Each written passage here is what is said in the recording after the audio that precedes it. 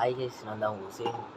So today நம்ம வந்து என்ன பார்க்க போகிறோம்னு பார்த்தீங்கன்னா, நிறைய பேர் வந்துட்டு ஏதாவது ஒரு சின்ன ஒரு விஷயம்னால இல்லை பயங்கரமாக பேனிக் ஆகுறான். இது வந்து நல்லதுக்கான்னு கேட்டிங்கன்னா கண்டிப்பாக கிடையாது. இது மாதிரி பேனிக் ஐட்டம்ல இல்லை, அவனை பார்த்தாலே தெரியும் அவன் பேனிக்கில் தான் இருக்கான் அப்படின்றது. எப்படின்னா, ஒரு விஷயத்தை எடுத்து பண்ணிகிட்டே இருப்பான்.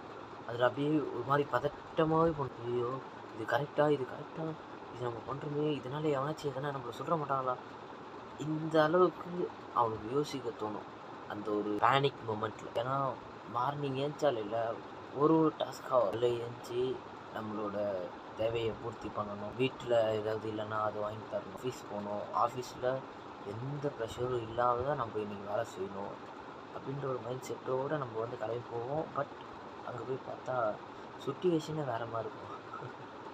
என்ன பண்ணுறது, அது நமக்கு மட்டும் தான் அந்த மாதிரி ஆகுதா அப்படின்ற மாதிரி நிறைய தடவை நான் வந்து யோசிச்சிருக்கேன். எனக்கே பார்த்தீங்கன்னா 10th அந்த எக்ஸாம் முடிஞ்சு ரிசல்ட் வரக்கூடிய நேரத்தில் அப்பா ஹார்ட் பீட்டில் பயங்கரமாக துடிக்குது. +1 இருக்கட்டும், +2 இருக்கட்டும், ஈஸியாக காலேஜ் முடித்த அந்த ஒரு மூமெண்ட்ஸாக இருக்கட்டும், எப்பா அந்த அரியர் ஏதாவது வச்சிட போகிறோமோ அப்படின்ற ஒரு மைண்ட் செட்லேயே இருந்து நம்மளோட ஹார்ட் பீட்லங்க அப்படியே செம்ம ஃபாஸ்ட்டாக துடிக்கும்ப்பா. அந்த அளவுக்கு நிறைய பேர் நம்மளோட வாழ்க்கையில் நம்ம நிறைய பேர் பயங்கரமாக பேனிக் ஆகிறோம். பேனிக் ஆகிட்டோன்னு யாருன்னா எதனா ஒரு விஷயத்த சொல்லிட்டாலே இல்லை, ஏன் நீங்கள் போக மாட்டீங்களா, நான் தான் போகணுமா அப்படின்ற அந்த ஒரு ட்ரிகரான ஒரு மைண்ட் செட் வந்துட்டு நம்ம எல்லாருக்குமே ஜென்ரலாக. அதனாலே வந்துட்டு நிறைய பேர் வந்துட்டு நல்லா பேசிகிட்டு இருப்பாங்க, சடனாக வந்துட்டு பேசுகிறதையே வந்து ஸ்டாப் பண்ணிப்பாங்க. எதனாலன்னா, நம்ம ஒரு சில நேரத்தில் ஏதாவது ஒரு விஷயத்த நினச்சிட்டு இருப்போம். டக்குன்னு அவங்க ஏதாவது ஒன்று புதுசாக வந்து கேட்டால் நம்மளுக்கு அதனால் அவங்க கேட்கக்கூடிய ஒரு விஷயத்தினால நம்மளுக்கு ட்ரிகராகி அவங்கள ஏதாவது ஒன்று பேசிடுறோம். அப்புறம் யோசிச்சுன்னு இருக்கும்போது பேனிக் ஆகும்.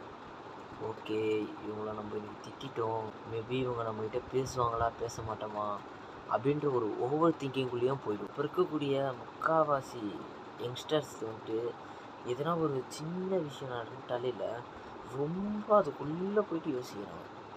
அது வந்து பார்த்திங்கன்னா ரொம்பவே பெரிய தப்பு. இதே மாதிரி கொஞ்சம் பேர் வந்துட்டு அவங்க பேனிக் ஆகுறாங்களோ இல்லையோ, கூட இருக்கிற எல்லாரையும் பேனிக் ஆக்கி விட்ருவாங்க. இந்த மாதிரி ஆட்களும் நம்ம மத்தியில் நிறைய பேரே இருக்காங்க. அதேமாதிரி நம்மளும் பேனிக் ஆகாமல் என்றைக்குமே இருந்ததே இல்லை. ஏன்னா தினமும் ஏதாவது ஒரு விஷயத்தில் புதுசாக போய் பார்க்குறோம், இன்டர்வியூ போகிறோம் அப்படின்னாலே பயங்கரமாக பேனிக் ஆகும். ஒரு ஸ்கூலில் நியூவாக நம்ம போய் ஜாயின் பண்ணுறோம் அப்படின்னாலே பயங்கரமாக பேனிக் ஆகும். அது எதனால் அப்படின்றது சத்தியமாக ஒன்றுமே தெரியல. ஒருவேளை நம்மக்கிட்ட நல்ல ஒரு கம்யூனிகேஷன் இல்லை, எக்ஸாம்ஸ் எழுதும் போது கூட இல்லை, ஒரு பதட்டத்தோடு நம்ம எழுதுவோம். ஐயோ இது எழுதணும், ஆனால் இதுக்கு இது கரெக்டான ஆன்சரா அப்படின்ற ஒரு மைண்ட் செட்லேயே எழுதுவோம். ஆனால் நம்ம கரெக்டாக தான் எழுதுவோம்.